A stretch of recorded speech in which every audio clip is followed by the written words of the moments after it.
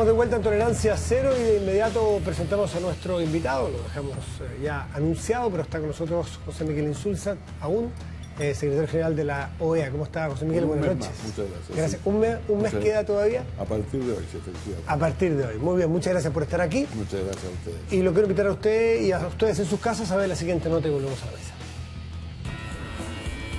Con la agenda copada y a casi un mes de regresar a Chile tras 10 años como secretario general de la OEA, en el país corren vientos de cambio de gabinete.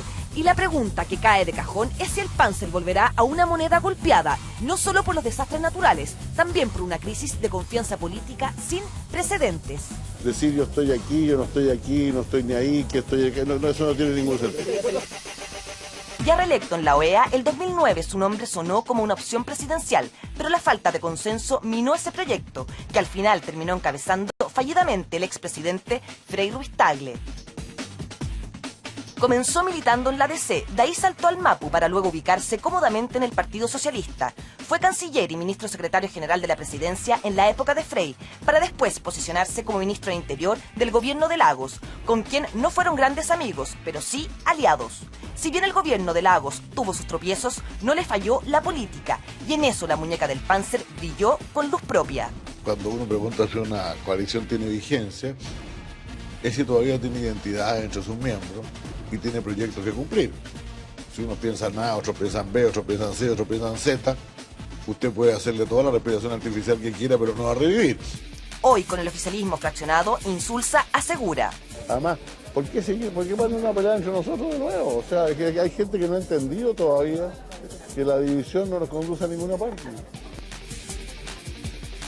En dupla con Longueira, administró la crisis Mov-Gate, forjando un acuerdo que actualmente vuelve a la palestra en medio del escándalo por el financiamiento de la política local.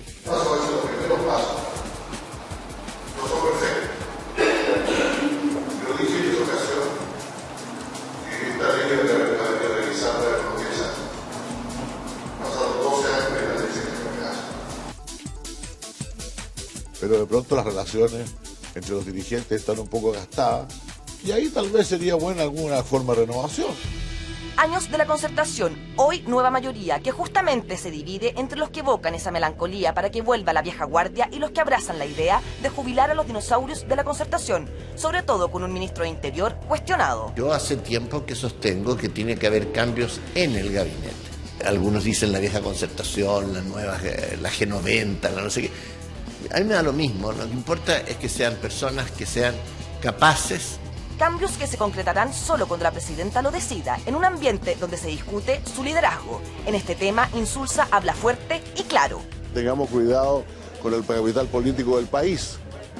El capital político del país incluye a la presidenta más popular que ha tenido este país nunca.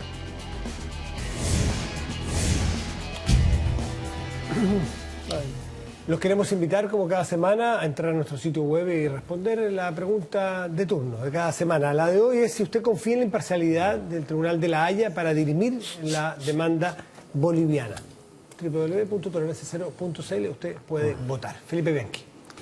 José Miguel, ¿cómo le va? Buenas noches. Muy buenas noches, Felipe. Ya vamos a hablar un poco más de cuáles son sus planes, cuál es su intención al volver a Chile después de estos 10 años en Estados Unidos, pero quiero comenzar preguntándole por la contingencia más inmediata, porque hoy fueron las elecciones del Partido Socialista, que es su partido, que es el partido de la presidenta Bachelet, y de alguna manera fueron una síntesis, o al menos así se analizó en todas partes, del conflicto que se vive al interior de la nueva mayoría, en términos de graficar muy bien las tensiones, esta misma elección del Partido Socialista, de lo que se está viviendo al interior del gobierno con los sectores que veíamos en la nota, con un sector que busca acelerar las reformas, que tiene que ver con una generación determinada, con el G90, y otro sector que representan los de su generación, los de la concertación. Entonces le quiero preguntar, hasta aquí toda la información indica que ganó Isabel Allende. Si el triunfo de Isabel Allende, la derrota de Camilo Escalona, es un golpe decisivo para la herencia y la lógica de la exconcertación que usted de alguna forma representa. Bueno, mire, yo voy a decir algo sobre eso último en un momento más, pero primero es necesario entender que la elección del Partido Socialista es una elección de tipo parlamentario. O sea, los candidatos se presentan en listas y las que ganan un determinado número de miembros del Comité Central, en este caso, son las listas. Y en este caso son dos tipos de listas, una lista nacional que lleva 30 candidatos y 16 listas regionales que eligen también representantes al Comité Central, más algunas otras los secretarios regionales, etcétera, que son incorporados, da un total, si no me equivoco, de 112 personas. El que va, ahora lo que los candidatos hacen cuando se presentan en esas listas es anunciar quién va a ser su candidato a presidente en caso de ganar. Por lo tanto, el ganador marca una tendencia. Bueno, por lo tanto, eso no podemos saberlo esta noche mientras no sepamos cuánto sacó cada lista. Además, hay listas mezcladas. Yo, por ejemplo, hoy día voté en Santiago por la lista, por cierto, una lista que unía al grupo de Camilo Escalona con otro grupo, que es el que pertenezco yo, a la Renovación Socialista. Y había, en cambio, una elección de elecciones regional metropolitano, que estaban aliados de manera distinta. O sea, no estaban los mismos de la lista nacional aliados en la lista metropolitana, sino que eran otros grupos que en la nacional apoyaban a uno u otro candidato. Entonces es bastante más complicado que eso. Pero dicho eso, sí, la información que tiene usted es que ganó Isabel Allende. yo es que lo dije que quería responder. Yo creo que cuando una persona obtiene una cantidad importante de votos, más allá del resultado de su lista, que no conozco, tiene naturalmente derecho a proclamar su victoria y a pedir que se le asigne la presidencia del partido. Pero eso se va a decidir una vez que tenga cada uno, que esté claro cuáles son las cifras y los números que obtuvo cada lista. Ha pasado muchas veces. Yo recuerdo, por ejemplo, cuando Ricardo Lago postulaba elecciones del Partido Socialista, generalmente es el que sacaba más votos. E invariablemente perdíamos la elección de la mesa porque los otros tenían más elegidos, habían elegido más gente. Ahora, el resultado presumible de este apoyo a Isabel Allende, le repito la pregunta, ¿es un signo? No, yo no lo creo. Creo que simplemente es la decisión de un partido que quiere elegir un candidato y que hay una persona y que apoya además, tal vez Isabel haya hecho más evidente su apoyo al gobierno de la presidenta Bachelet, pero yo creo francamente que esa sí que es una polémica falsa. Yo creo que sí hay una polémica falsa y dañina que se ha creado en este tiempo. Es que algunos están y otros no están más o menos con el gobierno. ¿Y sabe por qué? Porque yo lo he dicho tantas veces, si nos empezamos a dividir entre nosotros, ya el mismo nombre no tiene sentido, porque la nueva mayoría se transforma en una nueva minoría y está destinada al fracaso. Entonces yo creo que realmente crear en este momento, un momento bastante complejo, no solamente por las cosas que han ocurrido, por otras razones también, crear en este momento divisiones artificiales entre nosotros es muy equivocado. Yo espero que si algunos dijeron eso lo hayan dicho en razón de la campaña. En las campañas electorales se dicen muchas cosas, pero creo que no responde a la realidad. A la luz de lo que sucede, de lo que ha sucedido, muchos pensaban que hoy era el día que la presidenta de la República, estamos todos especulando, porque se va a decir eso es especulación. Por lo pronto, solamente la presidenta de la República tiene las facultades de determinar un cambio de gabinete, eso es lo que te contra sabemos. Es como San Paoli va a nominar a su equipo, pero todos tenemos derecho también a decir que nos gusta, si le está yendo bien o no a un equipo, en fin. Considerando eso, de capitán a paje prácticamente de todos los partidos se ha dicho que requiere un cambio de gabinete. Pensábamos que la presidenta esperaba justamente que dirimiera el Partido Socialista para ver un poco si de ahí sacaba o no sacaba algunos nuevos miembros de un gabinete. Primero, ¿usted cree que estamos cerca de un cambio? ¿Usted cree que sería apropiado y adecuado, más allá de la decisión de un presidente, para darle un vuelco a la experiencia que usted tiene, darle un vuelco al ambiente, descomprimir el ambiente? Bueno, yo creo, primero, yo comparto mucho, sobre mi opinión sobre el tema en general, comparto mucho lo que ha dicho hace un rato Fernando en esta materia. Yo creo que aquí ha llegado el momento de profundizar el examen legal de los casos y de todos los casos, de todos los que haya, y con tolerancia cero, por decirlo así. Esa es una parte. Y la otra es efectivamente sacar adelante el proceso. Ahora, para sacar adelante ya nuevas normas, nuevas leyes que mejoren lo que hoy día existe, que entre paréntesis, lo primero violaron las leyes actuales. Sí. O sea, no es que hayan violado leyes hipotéticas que no existen, no, las leyes actuales las violaron. Bueno, si se considera que esas leyes no son suficientes, o como yo lo pienso, que hay una vez más una debilidad institucional. Hacemos grandes programas y después no ponemos la plata para fiscalizar que estos programas se estén cumpliendo bien. Y eso fue lo que pasó en este caso, creo también.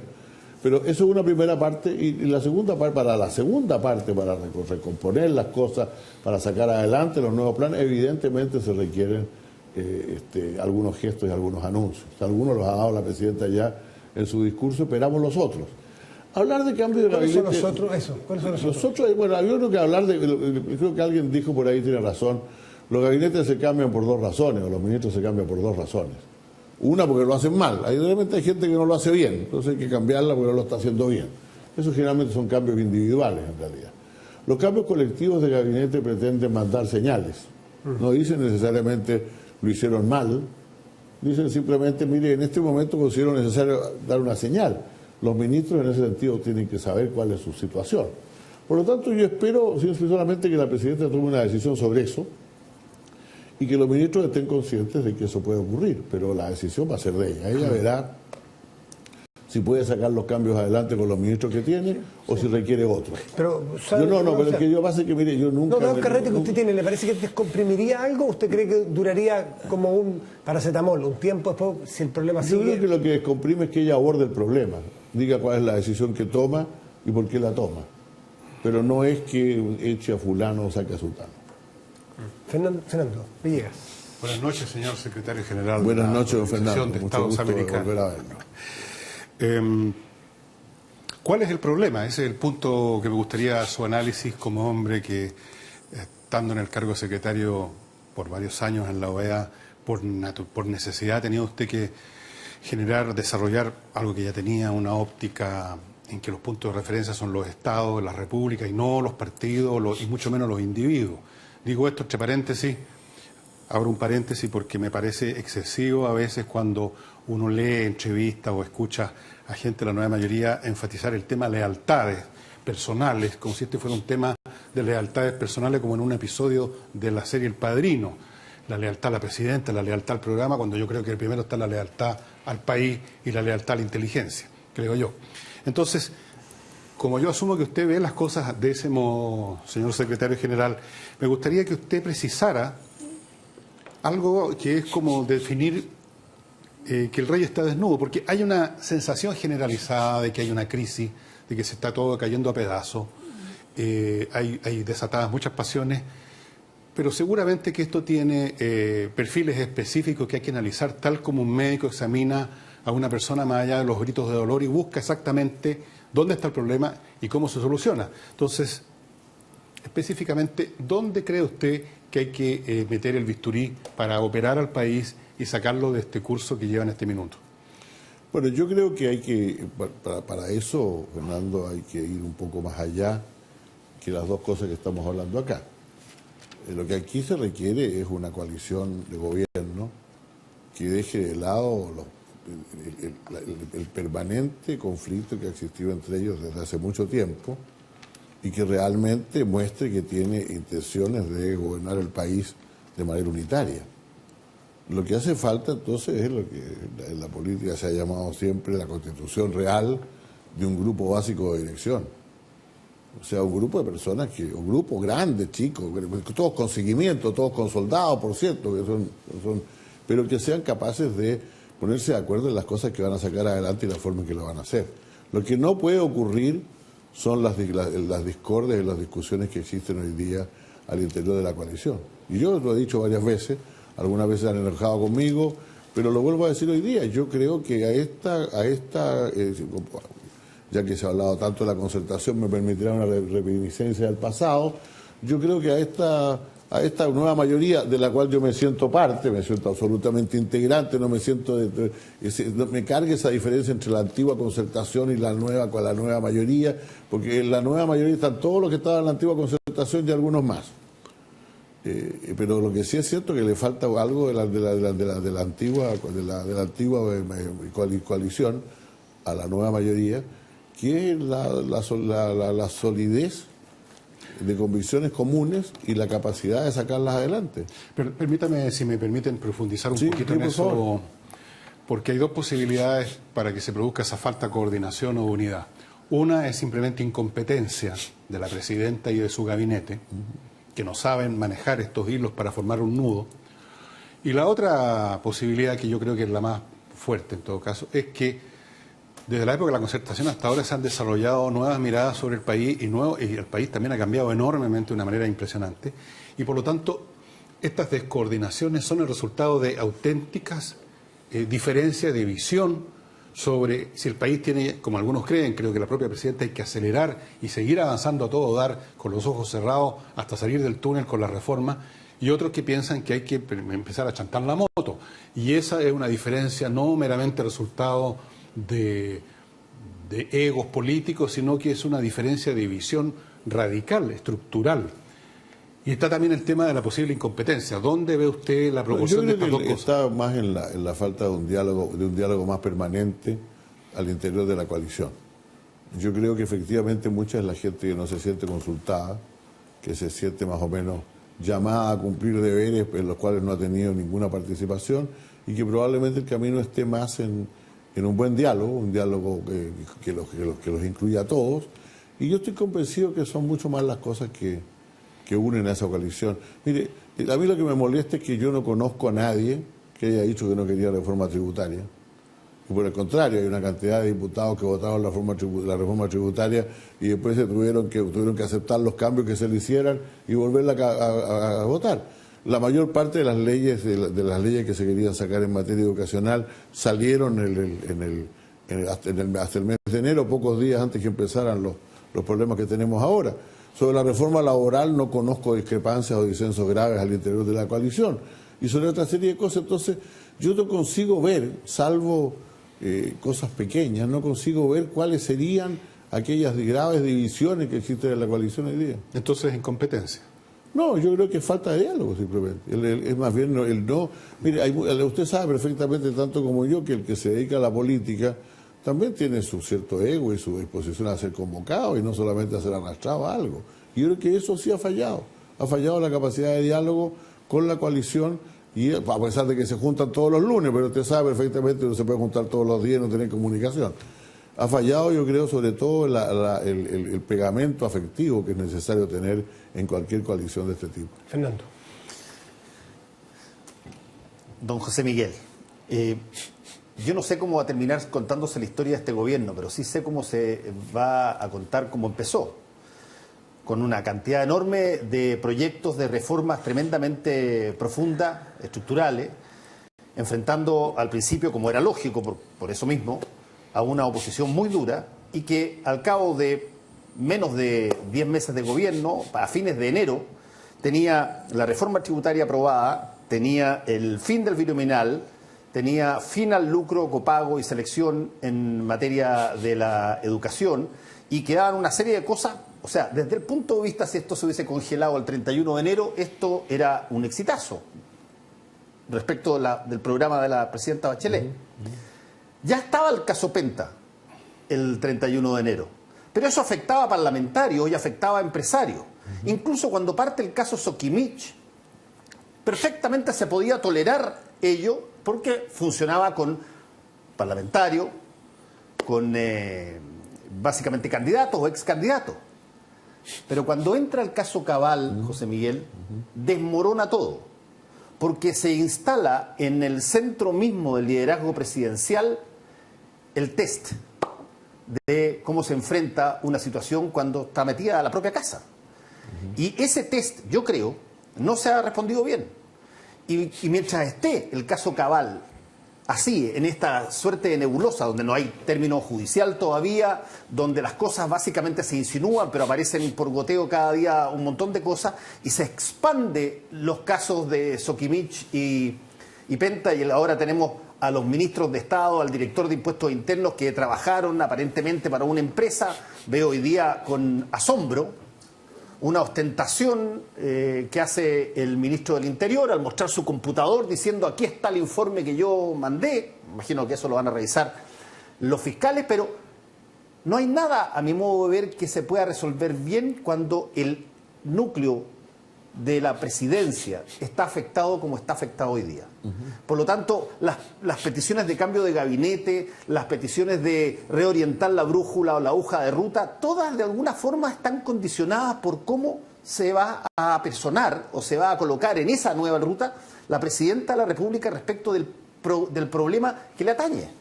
¿Cómo lo ve usted? Bueno, mire, solo quiero agregar algo a lo primero que usted dijo, o sea, lo bien que iban las cosas. También la economía marchaba mejor de lo que se había esperado y desde el punto de vista de la energía parecemos estar saliendo de la situación compleja en que se encontró el gobierno.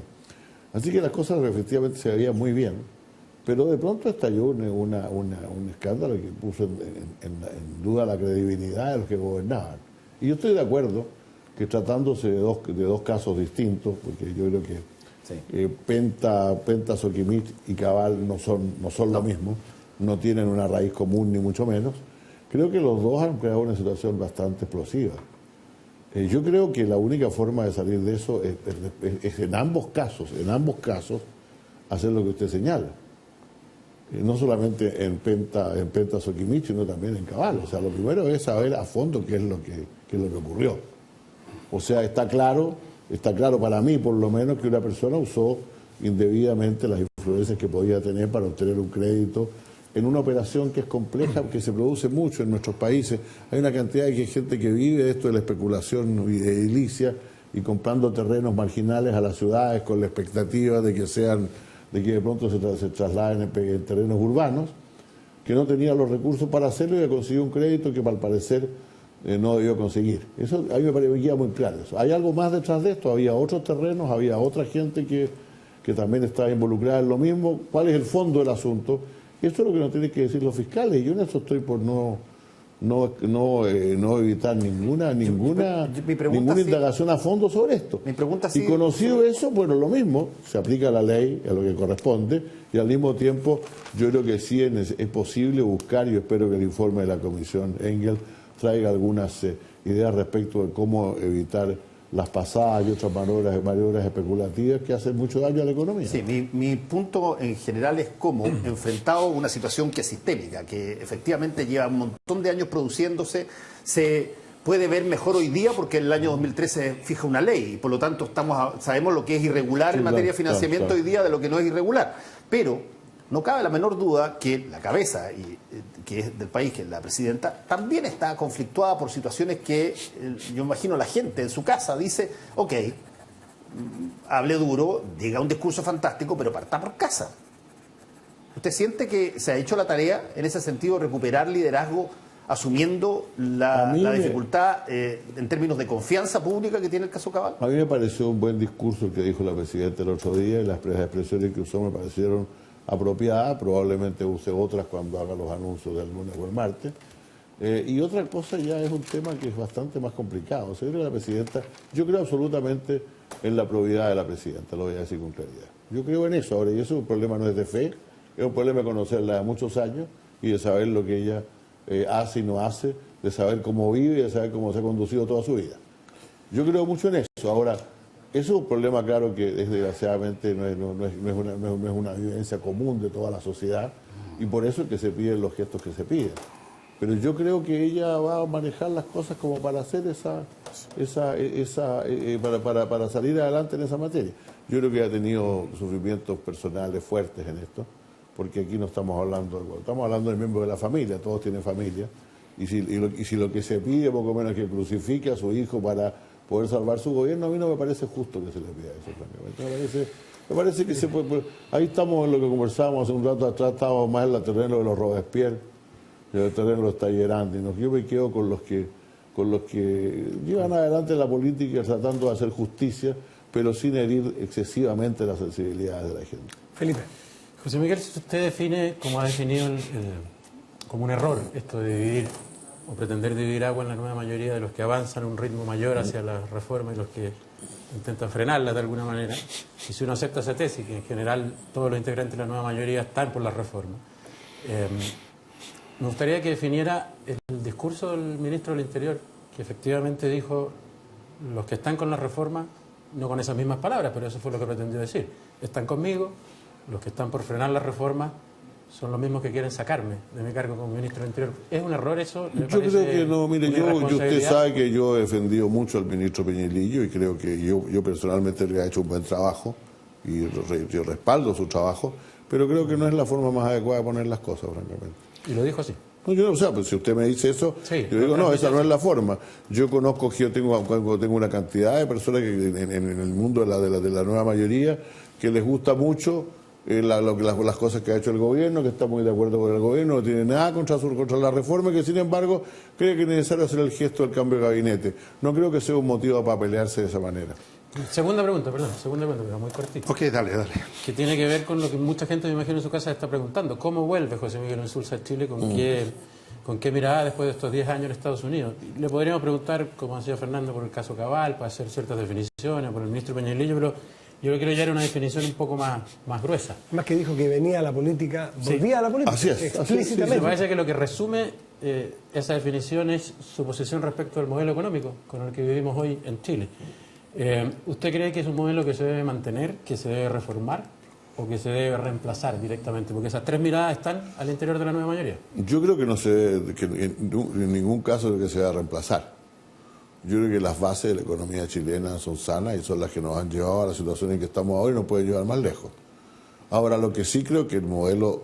no estoy inventando yo algo que no se haya dicho ya. O sea, el propio John Maynard Keynes dijo alguna vez que la economía capitalista resolvía muchas cosas, pero nunca el pleno empleo, ni tampoco la distribución del ingreso. Por lo tanto, el modelo requiere ciertamente los ajustes necesarios para que todos disfrutemos de esto, de que la economía del país tiene un ingreso per cápita de $23.000 en términos reales. Yo creo que los que llegan a esos $23.000 anualmente deben ser menos de un 10% de la población. Ahora, eso se hace de manera pausada, de manera paulatina, de manera de no alterar el funcionamiento del sistema macroeconómico y de permitir que la economía siga creciendo. Por lo tanto, no estoy pidiendo medidas exageradas ni hacer las cosas de la noche a la mañana. Sobre todo cuando la clase política tiene credibilidad que ganar de nuevo si le va a pedir a la población algunos cambios mayores. Por consiguiente, yo creo, a mí me gusta la idea de una transformación paulatina en la economía chilena que la haga más justa. Eso es lo principal. Y yo creo que los proyectos que la presidenta planteó, no necesariamente todos sus contenidos, pero los proyectos que ella planteó, reforma tributaria, reforma laboral, reforma educacional, apuntan en esa dirección. Pero yo no creo que, francamente, pero si se me pregunta si eso supone alterar las formas de propiedad y ese tipo de cosas, no, yo no creo que eso sea adecuado hoy día. Yo quería hacer un comentario muy breve, nada más, en el sentido que me llamó la atención, y creo que uno de los problemas con esta crisis es que ha tendido una cortina de humo y ha centrado la atención completamente en esto, cuando en realidad lo más importante para el país es de qué naturaleza, cuán buenas son o no son las reformas que ya se han hecho.